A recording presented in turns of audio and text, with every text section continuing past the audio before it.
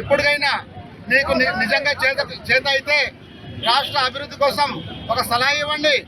రాష్ట్ర అభివృద్ధి, రాష్ట్ర సంక్షేమం కోసం మాట్లాడండి. అంతేగాని మాట్లాడితే బూతులు నోట్లో ఏది వస్తుంది మాట్లాడడం అది కరెక్ట్ కాదు ఒక నాయకుడిగా.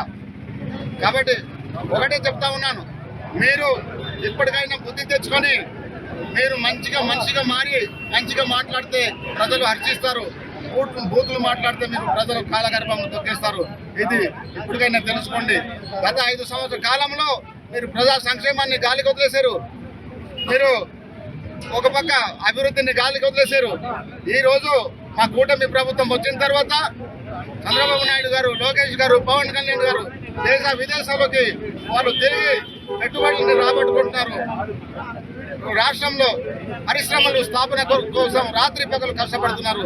ఈ రాష్ట్ర యువతకు భవిష్యత్తు ఇవ్వడం కోసం, ఉపాధి కల్పించడం కోసం ఎంతో కష్టపడుతున్నారు.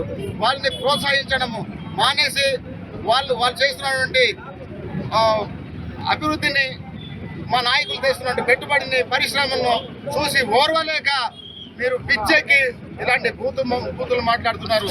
ఇక్కడ నుండి మీరు బూతులు ఆపకపోతే మీ సంగతి మేము కూడా తెలిసేయడానికి మేము సిద్ధంగా ఉన్నామని సందర్భంగా అందరినీ హెచ్చరిస్తా ఉన్నాను.